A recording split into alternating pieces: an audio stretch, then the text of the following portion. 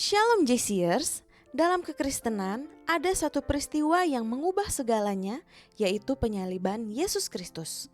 Sebuah bukti kasih Tuhan yang tidak terbatas, di mana anaknya sendiri, Yesus Kristus, mengorbankan hidupnya demi menebus kita, manusia yang berdosa.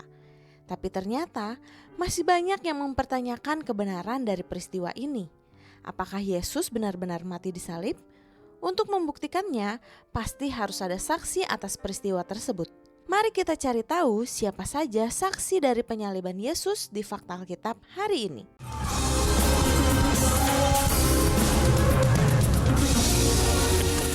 Prajurit Romawi.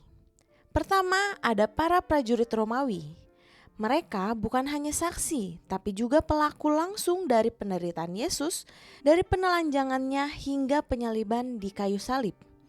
Menariknya, pada saat Yesus menghembuskan nafas terakhir, kepala pasukan Romawi tercengang dan berkata, "Sungguh, orang ini adalah orang benar." Lukas 23 ayat 47. Setelah kematian Yesus disalib, prajurit yang akan mematahkan kaki Yesus memilih untuk menusuk lambung Yesus dengan tombak. Yohanes 19 ayat 34. Masyarakat Yahudi saat itu. Kemudian ada rakyat Yahudi saat itu. Mereka dengan suara bulat menuntut penyaliban Yesus. Alkitab mencatat, dan seluruh rakyat itu menjawab, "Biarlah darahnya ditanggungkan atas kami dan atas anak-anak kami." Matius 27 ayat 25. Bayangkan, ribuan mata yang menyaksikan saat dia berjalan menuju Bukit Golgota, dan bukan hanya itu. Bahkan saat Yesus disalibkan, masih ada banyak orang yang mengolok-olok dia. Matius 27 ayat 39 sampai 40. Para pemimpin agama, para imam kepala, ahli Taurat dan tua-tua Yahudi adalah kelompok yang bukan hanya menjadi saksi.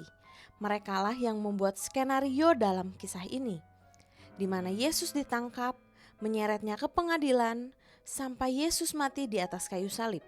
Simon dari Kirene, seseorang yang tidak terduga yang menjadi salah satu saksi dari penyaliban Yesus, yaitu Simon dari Kirene. Simon ditarik paksa oleh prajurit untuk membantu membawa salib Yesus ketika Yesus sudah terjatuh lemas. Tapi ternyata pemilihan itu bukanlah suatu yang tidak disengaja.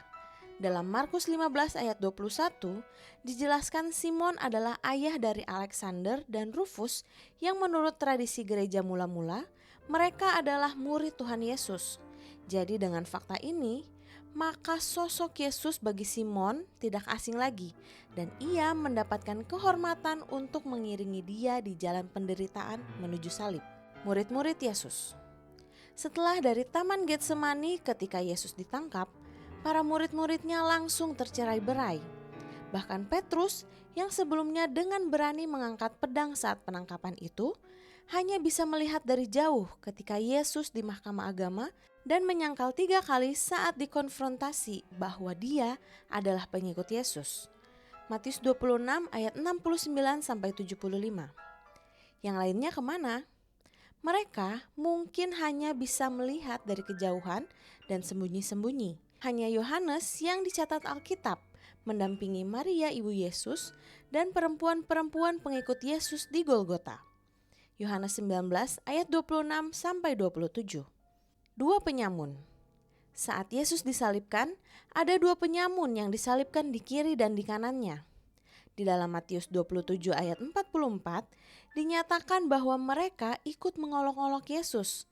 Namun di Lukas 23 ayat 40-43 mengungkapkan bahwa salah satunya membela dan meminta Yesus mengingat dirinya. Penyamun itu bahkan mendapatkan janji dari Tuhan Yesus bahwa ia akan bersama-sama dengan Tuhan Yesus di Firdaus. Perempuan-perempuan pengikut Yesus. Salah satu kelompok yang paling setia mengikuti Yesus selama pelayanannya di bumi adalah para perempuan. Bahkan hingga Yesus disalibkan, mereka tidak takut menghadapi ancaman. Di antara mereka ada Maria ibu Yesus, juga saudara ibunya Maria, istri Klopas, dan Maria Magdalena. Yohanes 19 ayat 25. Bahkan dituliskan ada banyak perempuan yang mengikuti Yesus dari Galilea. Yusuf Arimatea dan Nikodemus. Yusuf Arimatea dan Nikodemus adalah murid Yesus, namun dengan kedudukan terpandang yang kaya dan berpengaruh. Untuk itulah ketika Yesus telah mati di kayu salib, Yusuf Arimatea memiliki keberanian untuk meminta mayat Yesus kepada otoritas Romawi.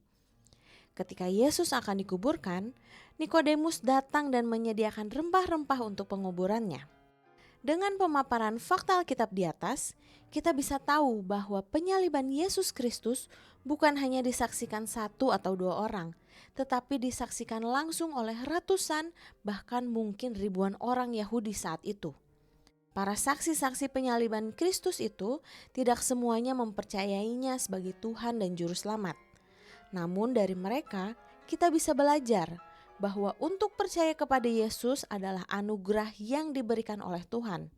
Kita yang seharusnya mati karena dosa diselamatkan oleh penebusannya. Hal itu hanya bisa kita alami karena karya Roh Kudus. Peristiwa penyaliban Yesus adalah tonggak utama dalam iman Kristen, mengingatkan kita akan kasih Tuhan yang sangat besar kepada manusia sehingga Ia mengaruniakan anaknya yang tunggal. Yohanes 3 ayat 16. Apakah Anda mau mengenal pribadi yang begitu mengasihi Anda tersebut? Jika Anda mau mengenal Tuhan Yesus lebih lagi atau memiliki pertanyaan seputar Yesus dan kehidupan Kristen, mari hubungi kami di layanan doa dan konseling CBN. Sekian fakta Alkitab hari ini, Tuhan Yesus memberkati.